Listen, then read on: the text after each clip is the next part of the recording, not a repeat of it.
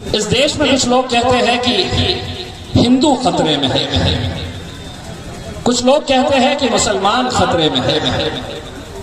मैं कहता हूं कि धर्म का, मजहब का चश्मा उतार कर देखो, मोदी तेरे राज में तो सारा हिंदुस्तान खतरे में है।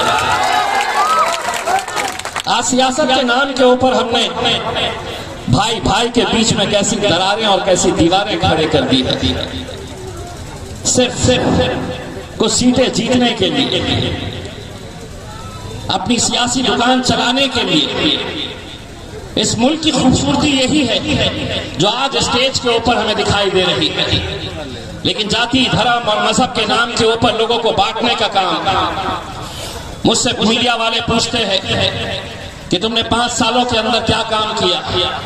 मैंने ये नहीं बताता हूं कि मैंने कितनी सड़कें बनाई है, कितनी सभागृह बनाए हैं, कितने और तरक्याती काम किए हैं। मैं उन्हें ये कहता हूं कि मेरे शहर के अंदर जो जाति, धर्म और मजहब की दीवारें खड़ी की गई थी, उन दीवारों को गिराने का काम इम्तियाज जलील ने किया, और इससे बड़ा कोई काम नहीं हो सकता। राणा साहब, मुझे बताया गया है कि आपके खिलाफ जो उम्मीदवार है वो इस जमीन से ताल्लुक नहीं रखते हैं, सच्चाई कहीं बाहर से लाए गए हैं। इसलिए आपको देखकर कहना चाहूंगा, खुद चिराग बनकर जल वक्त के अंधेरों में भीख के उजालों से रोशनी नहीं होती। अब ये जो आ रहे हैं आपके बीच में, ये भीख का कटोरा लेकर आए हैं, और कौन इसमें से, अख्तर भाई की जबानी की हमारे पास भी बहुत सारे दलालों की कमी नहीं है, कोई कमी नहीं है। इस मुल्क से हमारी क़यादत अगर खत्म हुई है तो ऐसे ही चंद दलालों की वजह से, जो इलेक्शन के वक्त चंद टुकड़ों की वजह से अपना जमीन बेचते हैं। आज भी आ रहे होंगे, आज भी बोल रहे होंगे, मजलिस यहाँ पर क्यों आई है, क्यों लड़ रही है, हैदराबाद की जमात है। कितने कहते थे कि हैदराबाद की जमात है, एक एमपी है, जिंदगी भर एक ही एमपी रहेगा।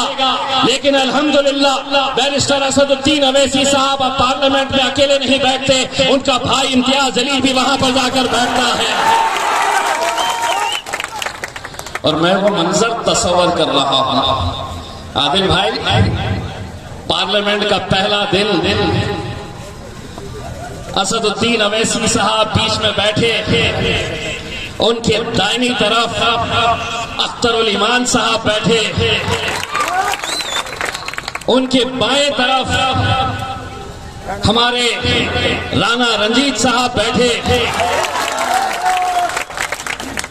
मैं असद साहब के बाजू नहीं बैठता, मैं पीछे बैठता हूं,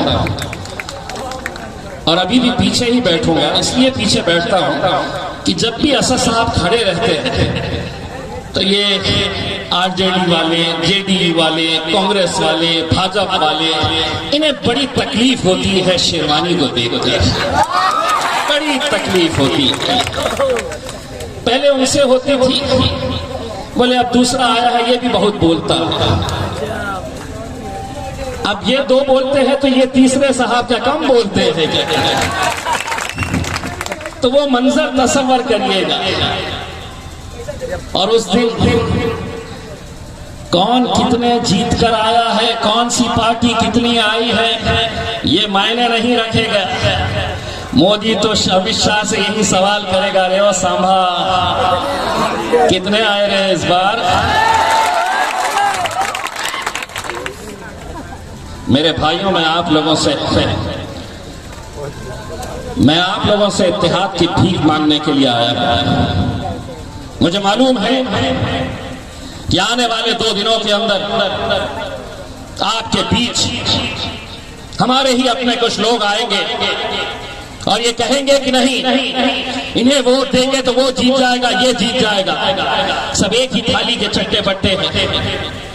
2014 के अंदर जब मैं खड़ा हुआ था तो हमारे ही अपने लोग कहते थे कि अब बड़ी आसानी के साथ शिवसेना जीत जाएगी। 2019 के अंदर जब लोकसभा के लिए खड़ा रहा तो लोगों ने कहा कि अब तो कोई मुकाबला ही नहीं है, बड़ी आसानी के साथ, क्योंकि ये वोट काटने के लिए आए हैं, ये सिर्फ वोट काटेंगे, भाजपा शिवसेना फिर से जीत जाएगी।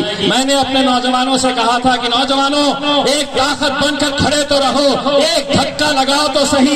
अल्हम्दुलिल्लाह ऐसा धक्का लगाए 20 साल के शिवसेना को ऐसा उखाड़े, ठीक है। 2 मिनट अजान हो रही है, अजान हो रही है, 2 मिनट